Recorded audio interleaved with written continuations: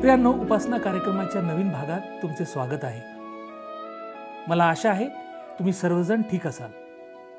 या कार्यक्रमात आपण एकत्रितपणे बायबलचा पद्धतशीरपणे अभ्यास करीत आहोत. आतापर्यंत आपण पवित्र शास्त्र मार्गदर्शक तत्वांचा समावेश असलेले 10 भाग पूर्ण केले आहेत. आता आपण पवित्र शास्त्रातून सर्वात पहिल्या पुस्तकाचे म्हणजेच उत्पत्तीच्या पुस्तकाचे अध्ययन करणार आहोत.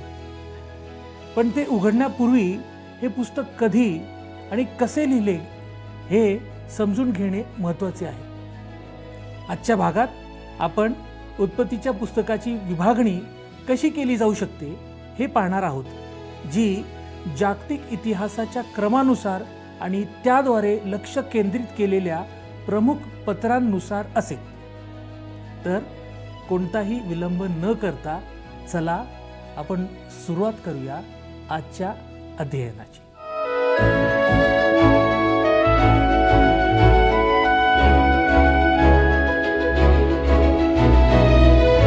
प्रभू येशूच्या मधुर नावात आपणास सलाम. उपासना कार्यक्रमामध्ये आपले हार्दिक स्वागत. आज आपण पवित्र शास्त्रातील जुन्या करारातील उत्पत्ती या पुस्तकाचे अध्ययन सुरू करीत आहोत. यामध्ये आपण उत्पत्ती या पुस्तकाचा परिचय करून घेत आहोत. माझी खात्री आहे की आपणास या परिचयाचा, यातील माहितीचा नक्कीच उपयोग होणार आहे. प्रियांनो, उत्पत्तीचे पुस्तक हे पवित्र शास्त्रातील 2 महत्त्वाच्या पुस्तकांपैकी एक आहे. जुन्या कराराची सुरुवात उत्पत्ती या पुस्तकाने होते, तर नवीन कराराची सुरुवात मत्तेकृत शुभवर्तमान या पुस्तकाने होते. ही जी 2 पुस्तके म्हणजेच उत्पत्ती आणि मत्तेकृत शुभवर्तमान ही दोन्ही पुस्तके पवित्र शास्त्राच्या आकलनाची गुरुकिल्ली आहेत. हा अभ्यास सुरू करण्यापूर्वी माझी तुम्हाला विनंती आहे की आपण सर्वांनी उत्पत्तीचे पुस्तक वाचले पाहिजे. तसे पाहिले तर हे पुस्तक मोठे आहे, परंतु ते एकाच बैठकीत वाचणे फायदेशीर ठरेल. मी हे जाणतो की एका बैठकीत त्याचे वाचन करणे कदाचित तुम्हाला अशक्य होईल, कारण माझ्या बाबतीतही असेच झाले होते. एका बैठकीत त्याचे वाचन करणे मला जमले नव्हते. अनेक व्यत्ययांमुळे मला ते शक्य झाले नाही. तथापि जर तुम्हाला उत्पत्तीचे हे पुस्तक एकाच वेळी वाचणे शक्य झाले तर तुम्हाला नक्कीच ते खूप फायदेशीर होईल. आता मी तुम्हाला या पुस्तकाबाबत थोडक्यात माहिती देतो. यात अशा काही गोष्टी आहेत ज्या तुम्ही लक्षात घेतल्या पाहिजेत, कारण उत्पत्तीचे पुस्तक प्रत्यक्षात संपूर्ण पवित्र शास्त्राशी जुळणारे आहे. वस्तुस्थिती अशी आहे की उत्पत्ती हे पुस्तक आहे जे घडलेल्या अनेक गोष्टींच्या सुरुवातीविषयी सांगते. उदाहरणार्थ, निर्मिती, पुरुष, स्त्री, पाप, शब्बात, विवाह, कुटुंब, श्रम, सभ्यता, संस्कृती, खून, अर्पण, वंश, भाषा, पापमुक्ती आणि शहरे वगैरे वगैरे. उत्पत्तीचे पुस्तक केवळ या विश्वाच्या निर्मितीविषयी सांगते असे नाही, तर ते अनेक गोष्टींच्या सुरुवातीविषयी सांगते. मनुष्याची निर्मिती, पहिला विवाह आणि पहिले कुटुंब आम्हाला या पुस्तकातच सापडतात. पहिला शब्बात आणि पहिले पाप यांचा वृत्तांत हेच पुस्तक देते.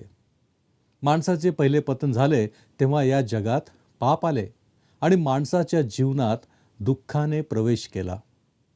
पापाने पापाला जन्म दिला, म्हणून पहिल्या मानवाच्या पहिल्या पुत्राकडून पहिला अपराध झाला, म्हणजे पहिला खून झाला. त्याचीही नोंद आम्हाला याच पुस्तकात सापडते. माणसाच्या जीवनामध्ये कष्ट असावेत अशी देवाची मुळीच योजना नव्हती. पण आज आपण माणसाला कष्टाने, भाराने वाकून गेलेले असे पाहतो. त्याची ही सुरुवात कोठे व कशी झाली याचे उत्तर उत्पत्तीचे पुस्तक देते.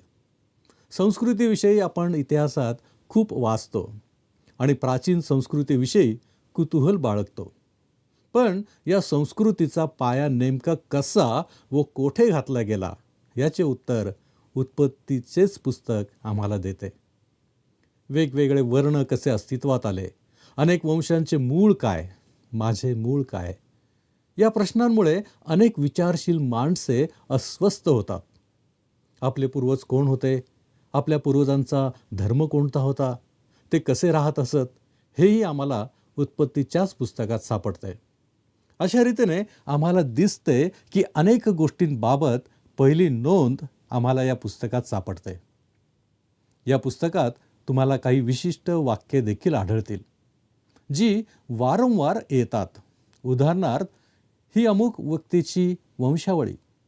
अशा प्रकारचे वाक्य वारंवार वापरले आहे. याचे कारण म्हणजे उत्पत्तीचे पुस्तक सुरुवातीच्या इतिहासाची आणि कुटुंबांची माहिती देते. ते आमच्यासाठी महत्त्वाचे आहे, कारण आम्ही इथून सुरू होणाऱ्या मानवी कुटुंबाचे सदस्य आहोत.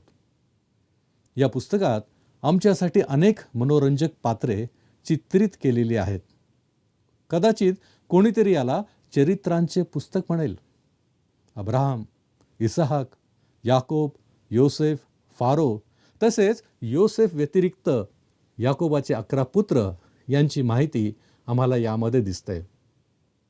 तुम्हाला दिसेल की देव अब्राहम, इसहाक, याकोब आणि योसेफ यांना सतत आशीर्वाद देत आहे. शिवाय जे त्यांच्याशी संबंधित आहेत, म्हणजे लोट, अबिमलेक, पोटिफर, पॅलेबरदारांचा नायक आणि फारो, हे देखील देवाचे आशीर्वादित आहेत. या पुस्तकात तुम्हाला कराराचा उल्लेख सापडेल. कुलपितांना प्रभूचे वारंवार दर्शन, विशेषतः अब्राहमाला दिलेले दर्शन. या पुस्तकात वेदी प्रमुख आहे. घरातील मत्सर इथे आढळतो. मिसरचे चित्रण या पुस्तकात आपल्यासमोर येते, तसे ते कोठेही दिसत नाही. पापावरील निर्णयांचा येथे उल्लेख केला आहे आणि पूर्वनियोजित योजनांचा स्पष्ट उल्लेख आहे. आम्ही अभ्यास करत असताना एक गोष्ट लक्षात ठेवली पाहिजे. कोणीतरी म्हटले आहे की आधी ढोबळ स्वरूपाची माहिती घ्या, मगच त्यातील लहान मोठ्या तपशिलांकडे लक्ष पुरविण्याचा प्रयत्न करा. दुसऱ्या शब्दात सांगायचे झाले तर या पुस्तकाचे एकूण चित्र मिळविण्याचा आमचा प्रयत्न असला पाहिजे. पवित्र शास्त्र अभ्यास करणाऱ्यांना मी नेहमी सांगतो की पवित्र शास्त्राचा अभ्यास करण्याचे 2 मार्ग आहेत. एक तर त्याला दुर्बिणीतून पाहून त्याचा एकूण आढावा घेऊ शकतो, म्हणजे त्याचे पूर्ण वाचन करून महत्त्वाच्या गोष्टी लक्षात घेऊ शकतो. आणि दुसरा प्रकार म्हणजे त्याचा अभ्यास सूक्ष्मदर्शक यंत्राखाली करू शकतो, म्हणजे त्यातील घटनांचा क्रमवार व तपशीलवार अभ्यास करू शकतो. भूतकाळातील एका महान धर्मोपदेशक इंग्लंडच्या रॉबिन्सन्स यांनी असे काहीतरी लिहिलेले आहे, जे आज देवाच्या लोकांच्या मनावर आणि हृदयावर ठसणे आवश्यक आहे. त्यांनी पाळकांचे वैयक्तिक जीवन या पुस्तकामध्ये आपले उच्च प्रतीचे विचार प्रगट केलेले आहेत. आपण पुस्तकांच्या युगात जगतो. ते म्हणतात, आपण पुस्तकांच्या युगात जगतो. पुस्तकांना प्रेसमधून आमच्यासाठी सातत्याने वाढत्या गर्दीत आणले जातात आणि आपण नेहमी मॅन्युअल, पाठ्यपुस्तके, लेख, भक्तीची पुस्तके, टीका पुस्तके, पवित्र शास्त्रावर आधारित पुस्तके, सुवार्तेवर पुस्तके, सर्व काही उत्सुकतेने वाचत असतो. पण सुवार्तेचा विचार करण्यासाठी आपण किती वेळ देतो आणि कष्ट करतो?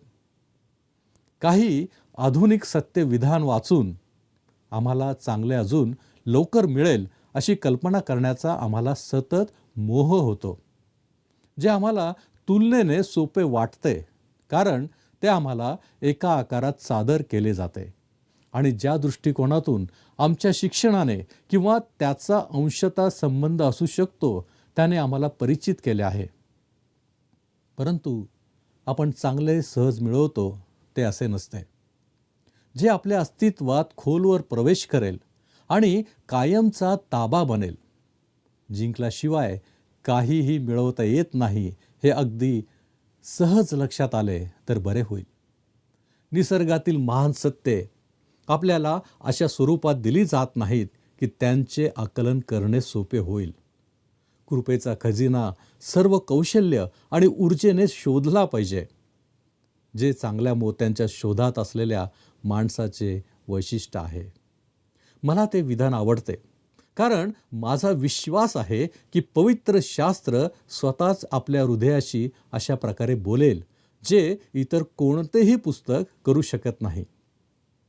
म्हणून आम्ही या अभ्यासात पवित्र शास्त्राचा मजकूर समाविष्ट केलेला आहे. आपल्या काळात नवीन भाषांतरे दिसून येतात, किंबहुना ससे जितक्या वेगाने आणि विपुलतेने वाढतात, तितक्याच वेगाने अशी भाषांतरे प्रेसमधून येत आहेत. तथापि पवित्र शास्त्राची अधिकृत आवृत्ती वापरणे मला जास्त आवडते. मी अलौकिक बुद्धिमत्तेच्या तिखटपणाला सध्याच्या काळातील सौम्य, रंगहीन आणि चवहीन सामान्यपणाने बदलण्यास नकार देतो. आता आपण या पुस्तकाचे प्रमुख विभाग पाहण्याचा प्रयत्न करूया. समजा, उत्पत्तीच्या पुस्तकात जर आपण त्याचे 2 भाग करायचे ठरवले, तर तुम्ही ते कुठे विभाजित कराल? लक्षात घ्या की पहिले 11 अध्याय संपूर्ण एक भाग बनतात आणि अध्याय 12 पासून सुरुवात करून पुस्तकाच्या उर्वरित भागापर्यंत आम्हाला एक परिपूर्ण दुसरा भिन्न विभाग आढळतो. 2 भाग अनेक प्रकारे भिन्न आहेत. पहिला विभाग निर्मितीपासून अब्रामापर्यंतचा, दुसरा विभाग अब्रामापासून योसेफपर्यंतचा. पहिला विभाग मुख्य विषयांशी संबंधित आहे, जे विषय आजही आपल्या काळातील विचारी माणसांच्या मनाला गुंतवून ठेवतात. तो भाग म्हणजे निर्मिती, पतन, पूर, बाबेलचा बुरुज. दुसरा भाग व्यक्तिमत्वांशी संबंधित आहे. तो भाग म्हणजे अब्राहम, विश्वासाचा माणूस, इसहाक, प्रिय मुलगा, याकोब, निवडलेला आणि शिक्षा झालेला मुलगा, आणि योसेफ, त्याचे दुःख आणि गौरव. जरी हा एक प्रमुख विभाग आहे, तरीही आणखी एक विभाग आहे जो त्याहूनही महत्त्वाचा आहे, ज्याचा काळाशी संबंध आहे. पहिले 11 अध्याय जवळजवळ 2000 वर्षांचा किमान कालावधीचा आहे. वास्तविक 2000 वर्षांपेक्षा अधिक.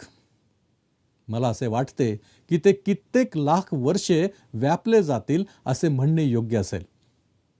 मला विश्वास आहे की उत्पत्तीचा हा पहिला विभाग भूतकाळातील कोणतीही वेळ व्यापतो. पहिले 11 प्रकरणांमध्ये या पुस्तकात किमान 2000 वर्षांचा समावेश आहे, परंतु उर्वरित 39 अध्यायांचा दुसरा भाग केवळ 350 वर्षांचा आहे.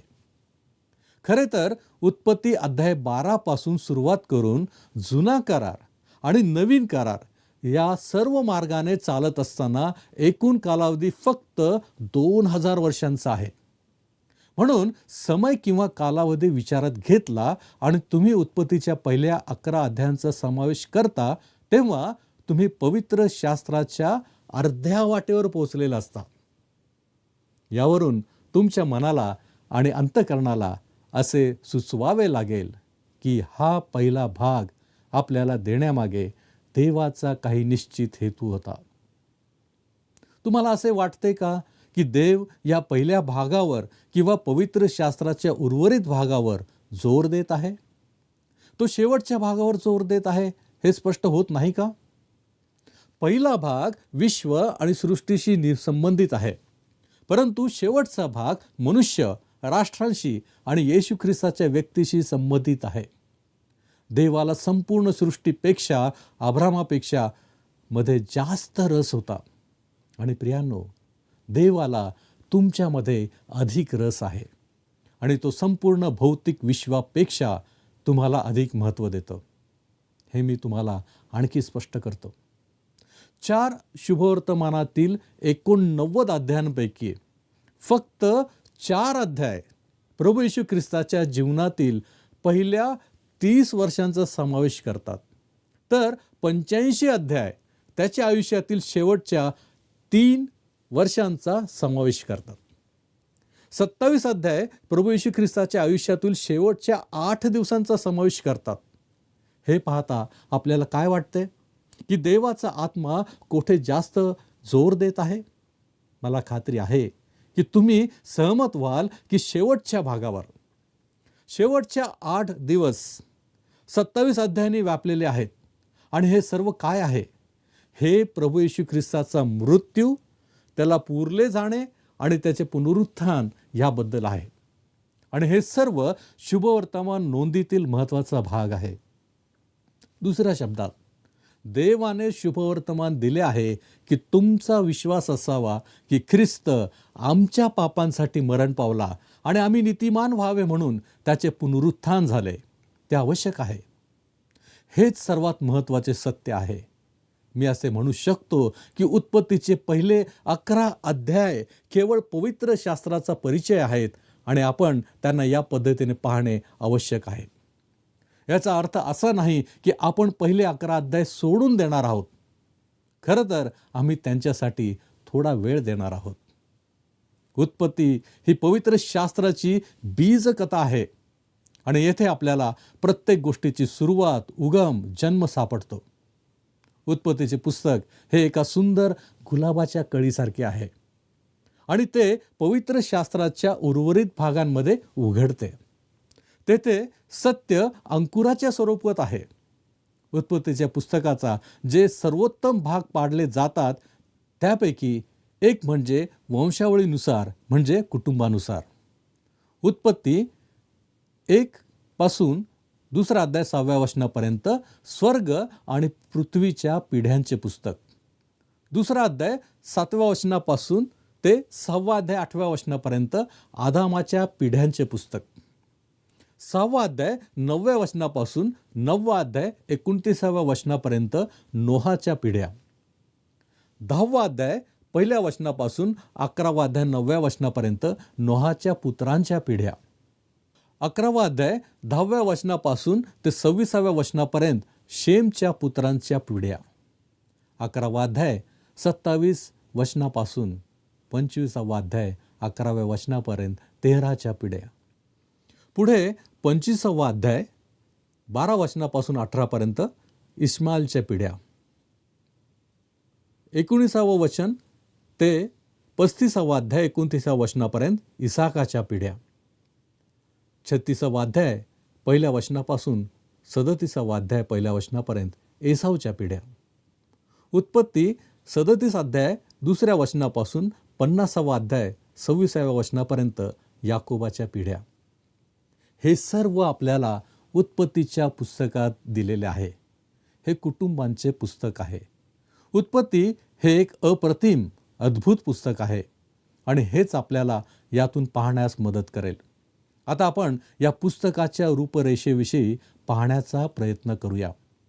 आपण पाहिले होते की या पुस्तकाचे 2 भाग होतात. पहिला पृथ्वीवर पापाचा प्रवेश, जे आम्हाला अध्याय 1 ते 11 मध्ये पाहायला मिळतं, आणि दुसरा भाग सर्व मानवजातीचे उद्धार करणाऱ्याच्या आगमनाची पूर्वतयारी. ह्याच्यामध्ये आपल्याला अध्याय 15 पासून ते 50 पर्यंत पाहायला मिळतात. आता आपण पाहूया की पहिल्या विभागातील अध्याय 1 पासून 11 मध्ये आम्हाला काय पाहावयास मिळते. या विभागाचे आणखी 4 भाग पडतात. ते येणेप्रमाणे आहेत. पहिला निर्मिती, अध्याय 1 आणि 2. दुसरा पतन किंवा पाप, अध्याय 3 आणि 4. तिसरा पूर म्हणजे जलप्रलय, अध्याय 5 आणि 9. बाबेलचा बुरुज आणि भाषांचा गोंधळ, हे आम्हाला अध्याय 10 ते 11 मध्ये पाहायला मिळतात. यामध्ये आपण निर्मितीबद्दल माहिती अध्याय 1 ते 2 मध्ये पाहतो, ज्यामध्ये आकाश आणि पृथ्वी याबद्दल, तसेच 12 या विशेष शब्दाविषयी पाहतो. पुढे पृथ्वीची अवस्था कशी होती आणि पुढे निर्मिती कशी झाली याबद्दल वर्णन आहे. देवाने निर्मितीच्या वेळी प्रतिदिनी काय काय केले हे आम्हाला पुढील गोष्टींद्वारे कळते. पहिल्या दिवशी प्रकाश निर्मिती. दुसरा दिवस हवेची पोकळी म्हणजेच आकाश. तिसरा दिवस कोरडी जमीन आणि वनस्पती जीवन आले. चौथा दिवस सूर्य, चंद्र, तारे दिसू लागले. 5वा दिवस प्राणी जीवन. 6वा दिवस निर्मितीची सुपीकता आणि मानवाची निर्मिती. 7वा दिवस शब्बात, देवाने विश्रांती घेतली. नंतर मानवाच्या निर्मितीची पुनरावृत्ती 2ऱ्या अध्यायात दिसते. अध्याय 3 व 4 यामध्ये पतन आहे. यामध्ये देवावर शंका घेणे आणि त्याची आज्ञा न मानणे या गोष्टी आहेत. तसेच आम्हाला पापाचे फळही दिसते. अध्याय 5 ते 9 यामध्ये जलप्रलयाविषयी वर्णन आहे. यामध्ये आदामाच्या पिढ्यांविषयी, जलप्रलयापूर्वीची संस्कृती म्हणजे जलप्रलयाचे कारण आणि तारूचे बांधकाम याविषयी माहिती मिळते. नंतर पुढे जलप्रलयाचा न्याय, जलप्रलयानंतरची संस्कृती आणि जलप्रलयानंतरचे जीवन, ज्याला आपण नवीन सुरुवात असे म्हणतो. पुढे बाबेलचं बुरुज आणि भाषांचा गोंधळ याविषयी आपल्यासाठी अध्याय 10 आणि 11 आहेत. यामध्ये वंशशास्त्र आणि बाबेलच्या बुरुजाची माहिती मिळते. दुसरा विभाग, या विभागाला आम्ही म्हटले होते सर्व मानव जातीचे उद्धार करणाऱ्याच्या आगमनाची पूर्वतयारी. आता आपण याविषयी माहिती घेऊया. या विभागामध्ये 12 ते 50 हे अध्याय पाहावयास मिळतात. याचे देखील पुढे आणखी 4 विभाग पडतात. ते येणेप्रमाणे: 1. अब्राम, अध्याय 12 ते 23 पर्यंत. दुसरा इसहाक, ज्याला प्रियपुत्र असं म्हटलेलं आहे, अध्याय 24 ते 26. नंतर याकोब, अध्याय 27 ते 36. आणि नंतर योसेफ, ज्याला दुःख आणि गौरव असं म्हटलेलं आहे, अध्याय 37 ते 50 पर्यंत. आता आपण या प्रत्येक विभागाची माहिती घेऊया. अध्याय 12 ते 23 मध्ये आपल्याला अब्रामाचा विश्वास, देवाने त्याला दिलेली 7 दर्शने, नंतर अब्रामाला देवाचे पाचारण, अब्राम मिस्री देशी पुन्हा येणे, लोटापासून वेगळे होणे, नंतर पहिले युद्ध, स्वतः देव अब्रामाला प्रकट होतो. नंतर पुढे आपल्याला साराय आणि अब्राम याचा अविश्वास, देव अब्रामाशी करार करतो. सदोमच्या विनाशाबद्दल अब्रामास कळणे, गरार येथील अब्रामाचे पाप, इसहाकाचा जन्म, अब्रामाची परीक्षा आणि सारेचा मृत्यू या गोष्टी या ठिकाणी पाहावयास मिळतात. पुढे अध्याय 24 ते 26 मध्ये इसहाक याविषयी माहिती मिळते. पुढे अब्रामाचा मृत्यू, एसाव आणि याकोब या जुळ्यांचा जन्म याचे वर्णन आहे. अध्याय 27 ते 36 यामध्ये आपल्यासाठी याकोबाविषयीचे संपूर्ण वर्णन आहे. शेवटी अध्याय 37 ते 50 यामध्ये योसेफाविषयीचे वर्णन आहे. त्याच्या जीवनाचा प्रवेश, दुःख, फारो, योसेफाची पदोन्नती, तो आपल्या भावांना ओळख देतो, याकोब कुटुंबासह मिसर देशात येतो, याकोब आणि योसेफाचा मृत्यू इत्यादी महत्त्वपूर्ण गोष्टींचा उल्लेख आम्हाला या उत्पत्तीच्या पुस्तकातून मिळतो. ही झाली या पुस्तकाची रूपरेषा. प्रियांनो, उत्पत्तीचे पुस्तक आमच्यासाठी एक खजिना आहे. आम्ही जितके जास्त खोलवर जाऊ, अभ्यास करू, तितके विपुल प्रमाणात आम्हाला यातून मिळत जाते. आमच्या अनेक प्रश्नांची उत्तरे आम्हाला यामध्ये सापडतात. प्रियांनो, पुढील कार्यक्रमापासून आपण यातील प्रत्येक अध्यायावर अध्ययन करणार आहोत. देव करो आणि हे अध्ययन आपणा सर्वांस आशीर्वादित करो, आत्मिक उन्नती करणारे ठरो. प्रभूची प्रीती आपणाबरोबर सदैव असो.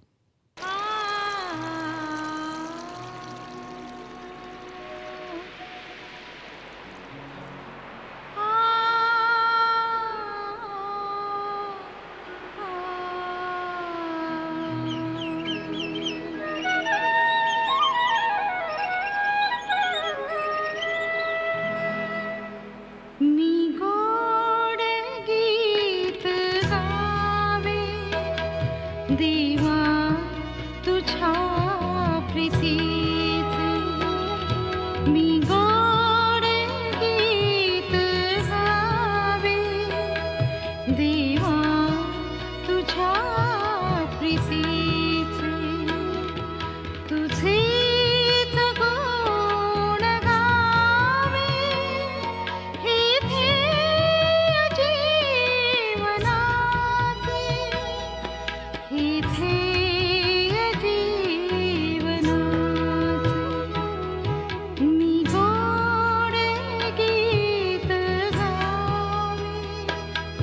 देवा तुझ्या प्रीतीचे.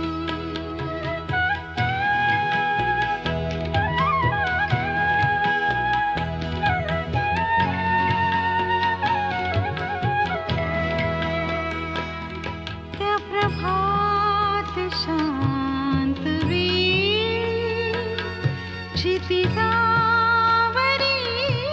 दिनाले.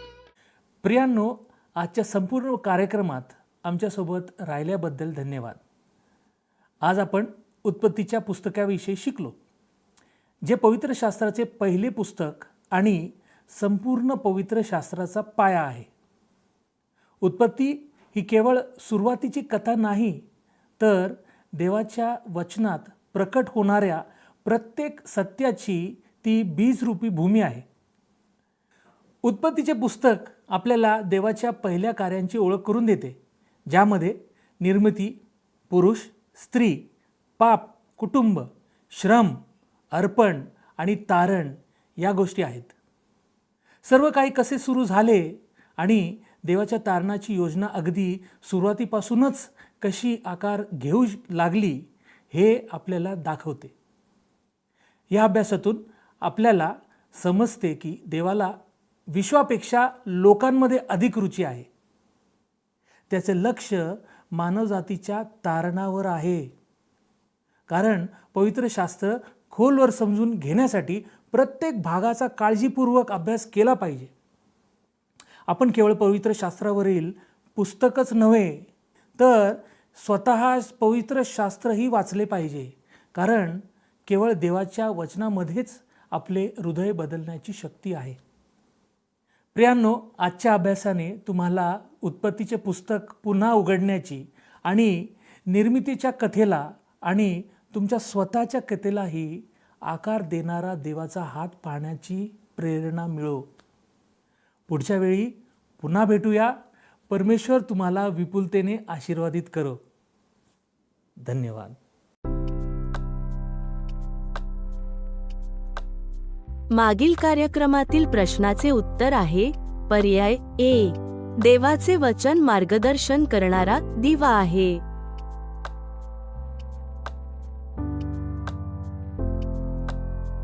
आजचा प्रश्न: सर्वसाधारणपणे उत्पत्ती या पुस्तकाचे किती भाग पडतात?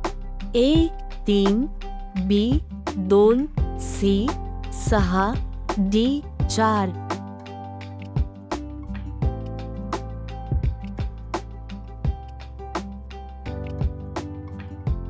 प्रियांनो, या प्रश्नाचे उत्तर उद्या सकाळी 6 वाजण्याच्या आधी पर्याय ए, बी, सी किंवा डी लिहून आपले नाव, पत्ता आणि ठिकाण यासोबत मोबाईल नंबर 7021474742 वर SMS किंवा व्हॉट्सॲप करा. हा कार्यक्रम आपणास आवडला काय? आता आम्हाला एक मिस कॉल करा.